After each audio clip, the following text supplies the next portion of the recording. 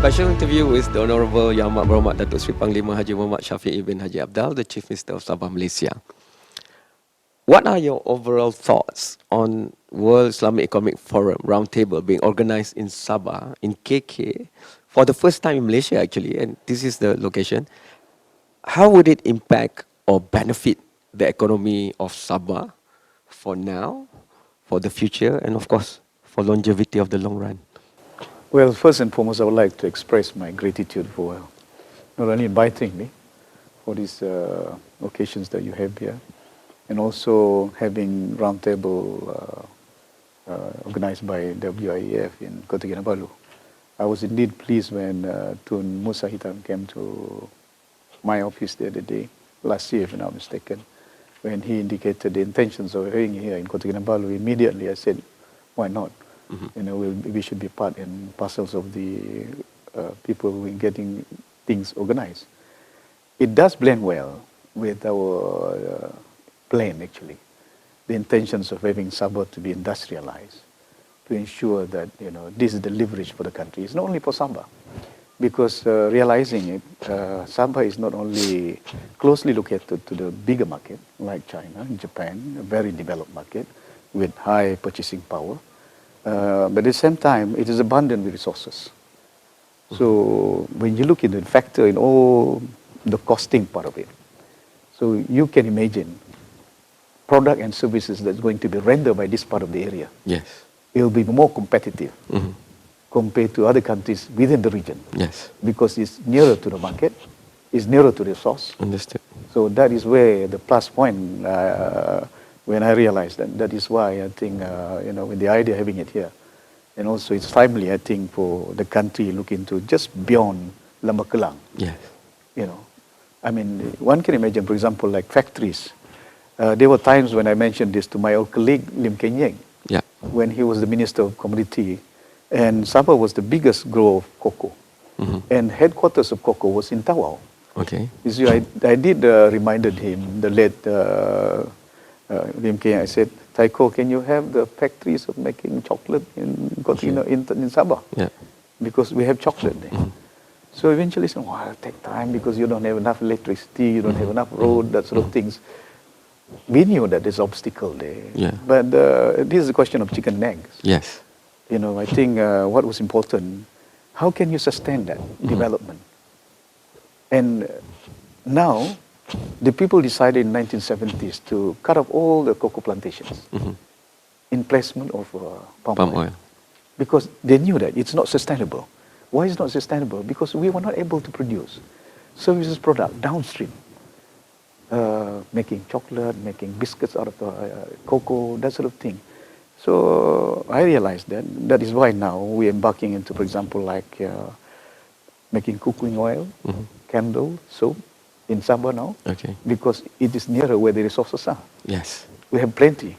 So I think it is better, not only in terms of providing jobs opportunity, population in Sabah, but at the same time, I think we'll be able to compete with our neighboring countries like Indonesia, because where resources are readily available. And these are the things that I've looked into for the future. I mean, and I did indicate this to Tun Mahathir Mohamad. I think worlds are very, very competitive. And it's not sustainable for us to compete with countries like Vietnam, where labor force, where raw materials are readily available there. So I suggested to him, move. Just like the capital city of Jakarta to Kalimantan. Why don't you move the industries into places like Sabah, Sarawak, where the abundance of resources are plenty, locations-wise is there. So I think this is an advantage, and also labor force are there, readily available. Because quite a good number of Malaysians coming from this part of the world, going into Shala, working as a factory. So when I set up this cooking oil in Tawau, some of them, they've been working in Shala. They've been moving back.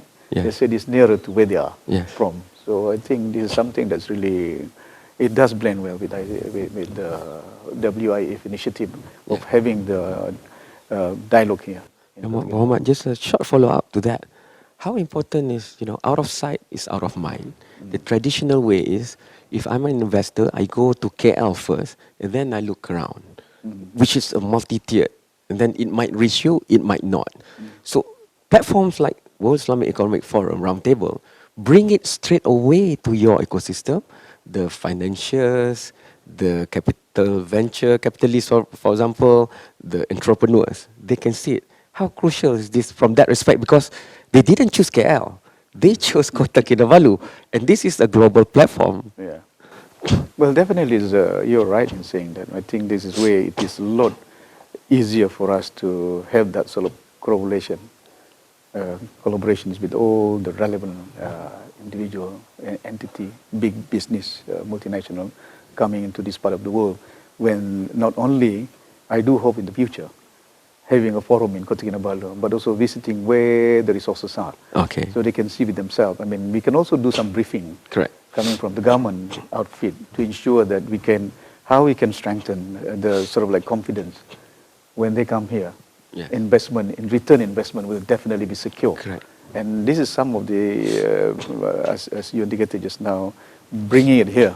So I do hope, that's why I suggest that this will be not the first one, I hope, and the last one. Okay. There will be many more, using not only WIEF, there's also another initiative that we intend to do, involving like Alibaba. Yep. So getting some of the speakers coming into this part of the area, and that's why we have completed the convention center in Kota Kinabalu. Yes, SICC. So that will be one venue which can attract some of the business players in the world to come over here.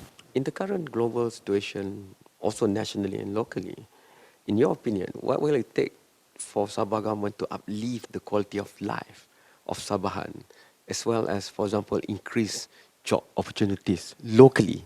Because cost of living pressure, social mobility, all this is becoming more and more imperative. Well, one of the first initiatives that we have done and we need to do is that education is quite crucial. Because if you want to alleviate people's poverty, education is one of the tools that has been done in many parts of the world. So that was one of the reasons why the moment we took over the government, I set up Ministry of Education and Innovation. The first time since independence. We have never done that. It's not that we don't believe, we don't trust the federal outfit, but somehow, as has been discussed, there seems to be imbalance kind of infrastructure, the content part of it, where we can get people with the right knowledge, right perspective. The moment they have that, I think it will be definitely easier for them to sort of like monetize. With the right knowledge, monetize whatever resources that they have. I mean, surrounding the villages there. Correct. You're talking about wealth, right there. You talk about sea cucumber. It is not only meant for eating, but it's for medicines too. But nobody realized that, like rumpai laut, seaweeds, in my hometown, there's plenty. But nobody knows that the early days, in 50s, 40s, 60s, that it can be used for cosmetic, you know. Collagen. Collagen. And how can we realize this? So these are one of the steps that we have to do. Education is very crucial, but of course the right kind of knowledge that we need to disseminate to the people at large. And one of the ways to do that is also, as I indicated, there must be a chain. That's why it must blend well with industrialization, which we can provide jobs opportunity. And that will definitely eradicate poverty. I mean, gone are the days when you have this scheme saying that, you know, giving saham Sabah, or for that matter, BRIN. You'll be creating people to become so dependent on it. I think we need to do away with that. If people got jobs, they don't need the BRIN. They can only get it 3 times in a year. Whereas if they have job, they can get it every month. So in elections, you know, that should not be a tool for you to entice votes. But what is important? Jobs. And that's how you live up the living standard of the people, not only in terms of getting them well educated, but at the same time, jobs opportunities are there. So these are some of the areas. That's why last year also we embarked on blueprint, agriculture blueprint, from 2021 to 2030. So we believe that food security is indeed very important for the world. And this is where the rural folks are. And we have plenty of land. But nowadays we have technology that doesn't have to use vast area of land. But of course you need the knowledge. And coming back again to the, if you were to alleviate poverty, it must start with education. And Fair people enough. will be able to be independent to search for whatever, Yes. jobs and then, Don't give fish. yeah. Get them to know how to fish. Sustainability is a focus at this WIEF Roundtable. So what are your short-term and also maybe long-term, just the gist of it, plan to ensure that the economic scene in Sabah is steadily growing to support this demand that we've talked about just now of Sabahan companies as well as maybe regional and national companies coming in? Well, if I may say, one example that I can cite here is when we embark on a policy to ban export of logs. Just one example, sustainability. You're talking about not only to ensure that we can utilize that sort of resources that we have, which have good number of it, plenty of timber, not only talking about tropical woods, acacia, eucalyptus, but at the same time, is sustainable because you're preserving the environment. You know, this is indeed very important for us to look into it while we want to move forward to having sustainability in Sabah, but also we also be mindful about how to preserve the environment because this can impact our life in the future. We don't want to, for example, like extract coal. Those Sabahs have abundant resources in terms of coal, far much richer than Kalimantan, even compared to many states in the country. But we have decided no, because that will contribute to pollution, and that is not sustainable. But what is important for us, realizing it, but we cannot be too dependent on federal funding. But Sabah has to have that. So this is where I'm looking into where the resources are, and we have plenty of it: oil, gas, and also hopefully by next year we can launch our dam, which can generate not only we're talking about water, ample supply of water to the people in Sabah, but at the same time as well, electricity using that dam. So using a green technology, it doesn't have to be fueled by gas, diesel or whatever. So I think that is where we are moving. Sometimes there are things that happen and we have no part on it, but we can latch onto it. So, New Jakarta, what are your thoughts on the shifting of Indonesian capital to East Kalimantan, Borneo, and that's just your neighbor? And how would Sabah now leverage on this? Last year I visited that place and I engaged with the two governors, the southern and northern Kalimantan area, realizing the impact will be huge in this part of the island, Borneo Island. So knowing that there will be a movement of a bigger number of populations going into Kalimantan, I think I foresee there will be more than 100 million of them because they're a very mobile society. I mean, there are also Indonesians working here. And when I look at it, I think the need for us to ensure that, you know, Indonesia is a big country with plenty of resources, politically stable. So I think it is wise for us to have that sort of collaborations with them. When I was there, I discussed on what can we work closely together with them. And they did indicate for us to, their interest was, for example, like infrastructure developer, who we have having it here in Sabah, they are better equipped compared to those in Kalimantan, because if we were to get it from Jakarta, it's too distant away. And even some of the resources that we are producing now, we can market it to Kalimantan. When I went to the northern part of Kalimantan, Kalimantan Utara, and the governor drove me around the city, and he cited about 10 shops, about more than 30. And most of the product there, they're selling it, is coming from Tawau. So you can imagine, there has been a link there. Historical link. You know, the culture link as well. So it is indeed wise for us to having this rapport, getting it closer, not only in terms of culture, but also economic benefit for both. I think the region need to, if Indonesia to play a very important role in the world economy, and Malaysia also can be playing the part, but we will be the leverage, having it, on behalf of Malaysian government. Just a short follow-up to that. Not you as the Yang Amat Berhormat Chief Minister, but you as anak Sabah from that side of Sabah, the East Coast, because that's closer to the benefits of the new capital of Indonesia. So how do you see that as anak sempurna, looking at this development?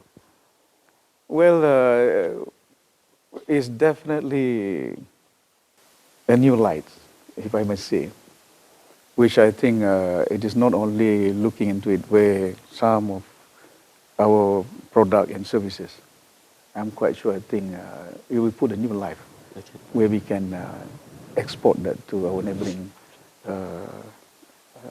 country.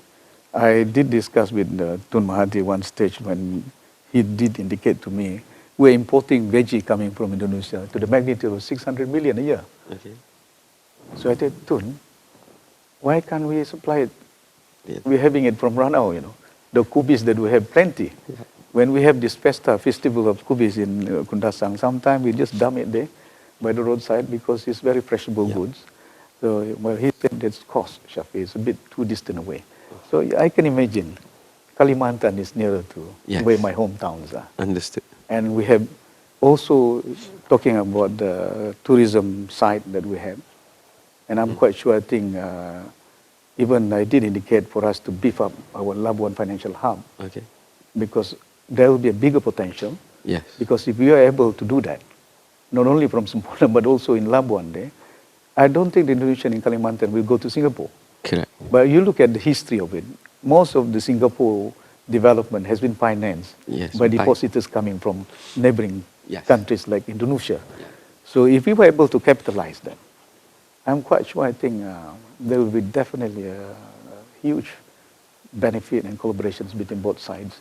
And as a Semporna boy, I'm indeed pleased when it was announced by Jokowi.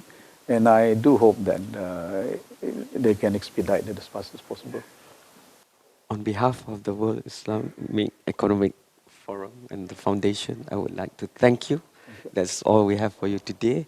Of course, I have a lot more to ask you, so hopefully you will meet me again. Thank you to WIEF Foundation and thanks to the CM and CM office.